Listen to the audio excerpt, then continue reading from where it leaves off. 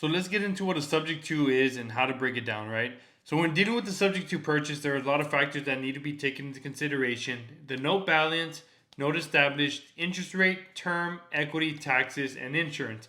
Now, when we're dealing with the subject to, there are two different numbers that come when it comes to the note, right? There's the current note balance, and then there is the note established. So what was the balance when the note was established? Kind of confusing, right? But they're two different things, right? So the note established is when they bought the property, what was the interest rate, term, and payment that they had when they got the note. So if they got the note a year ago at $100,000, their note is based from a year ago at $100,000. And let's say they owe $99,000 right now, that is considered their note balance. So they're two different numbers. Now, given that we asked the right questions, this is how an equation would look if we ask the right questions, right? Note established, and usually it comes off like, hey, how much did you buy the property for? Oh, I bought it for $211,000. Hey, do you remember what the interest rate was on it? 4.3%. How long have you had it roughly? 20 months. Okay. What are the taxes and insurance on the property, if you don't mind me asking? Oh, it's about $600 a month. 500 taxes, 100 insurance. How much equity do you have on the property? They might not know. But if we have a 10B2 calculator, we can pull all that information. We know that at the end of 20 months, they have a note balance of $205,000. Okay, $15,000 of equity, more or less, if we know that the ARV is for 220. So the principal and interest payment is going to be 1044.18, and then total monthly holding cost. Because remember, when you're purchasing the property subject to, you're going to have to pay for principal, interest, taxes, and insurance. So we have to have all of that accounted for when we're making an offer and when we're picking up a property subject to an existing mortgage, right? So how do we present a deal to them where they will make more money with us buying sub 2 as opposed to listing with an agent? And this scenario is prominent right now, especially with all these deals that are sitting on the market because they bought them a year or two ago and they have zero to low equity. This right here, what we're about to go into, is the formula where you can make a ton of money right now in this game because of the types of deals that are on the market right now. So if this one has an ARV of $220,000 with an average day on market of 60 days plus 30 days to close, meaning they're going to have to hold on to it for 90 days, closing cost is about 8%, 6% listing, 2% title, goes up or down depending where you are. Total closing costs are going to be $17,600. Now, holding cost until closing is $4,932. And the reason I got that is 3 times 1644.18 is that number. So total cost from now until close on a traditional sale is $22,532. It is important to note that the holding costs will not reflect when they sell their home, but rather it's a cost that they're going to have to come out of their pocket with until the time of closing. So even though it is not part of the closing cost that we're going to break down, we want to say with the average days on market, you're going to have to pay another $5,000 to hold this property. Is that something you're aware of, right? We want to add them as many numbers as possible to make it look like they're going to lose more money. Not even make it look, to show them the reality of how much money they're actually going to lose by holding on to these things. Now that we know that they're going to have to write a check for $17,600 at the time of closing, what is their true net at the end of the deal? Remember, $17,600 because closing cost of 8% at $220,000 is $17,600. So sales price is $220,000, closing cost is $17,600. Note balance is $205,000. Cash at closing, this is the kicker. Cash at closing, $202,400. Net income at the time of closing, minus $2,600. Hey, Mr. Seller, you're going to have to write a check of $2,600 in order to close on this property. Is that something you're aware of?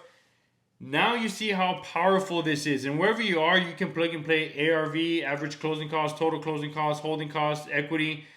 If you're in wherever area you're in, get the note established, get the interest rate, get the note balance, and then after that, get the ARV and determine where they are. So it's note balance.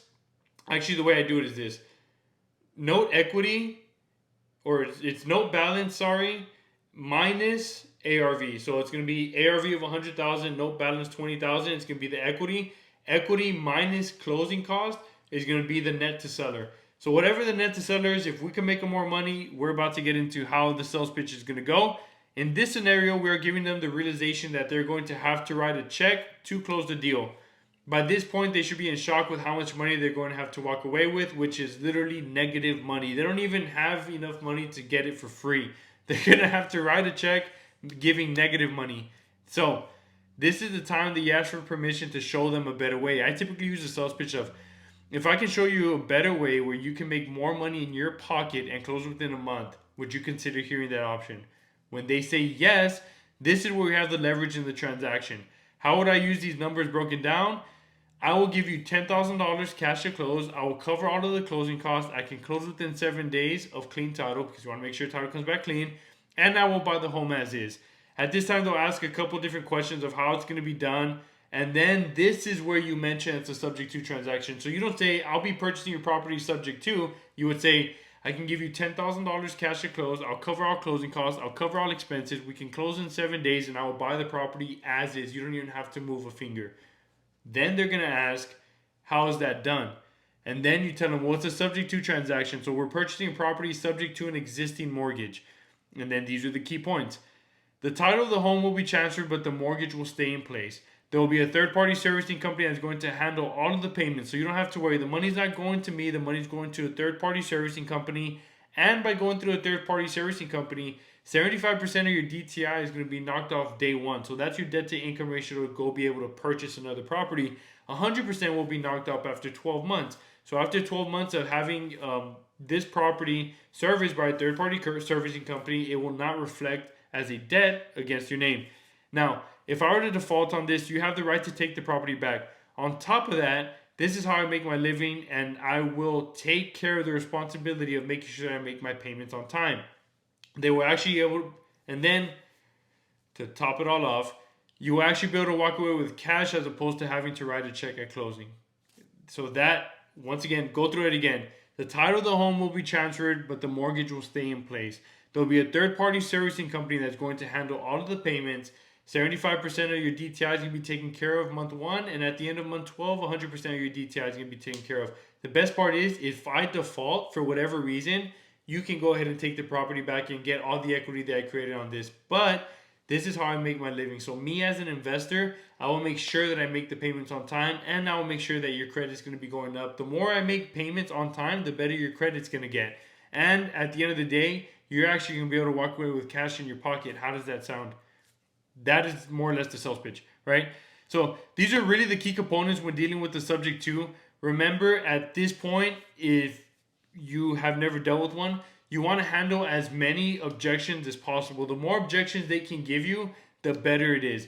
Because if they give you 5 different objections and you're able to handle all 5 objections, it shows them that you're the person that has the confidence in order to put these deals under the transaction and to be able to make payments on a timely basis. Very, very, very, very important. Have the confidence, have the tonality, have the posture, have the education, and educate them. Educate them that this is the best way, because they're going to have to write a check. If they don't go through you, they're going to have to write a check at closing. So let them know they're going to have to write a check, but you can give them $5,000 to $10,000 cash and close within a month. So I'm saving you $22,000 plus I'm making you $10,000. So I'm really giving you like $32,000 in your pocket if you think about it, right? So that's pretty much it. That really is an in-depth explanation of what a subject to property is. Now we have all that information. You're going to say, why would I buy a property that has no equity? Well, let's get into the resale of how I personally like to resell these subject to transactions via owner finance. Because when we do via owner finance, we can mark up the price a little bit as long as we finance the amount of the ARV for the market. So I'll see you in the next chapter.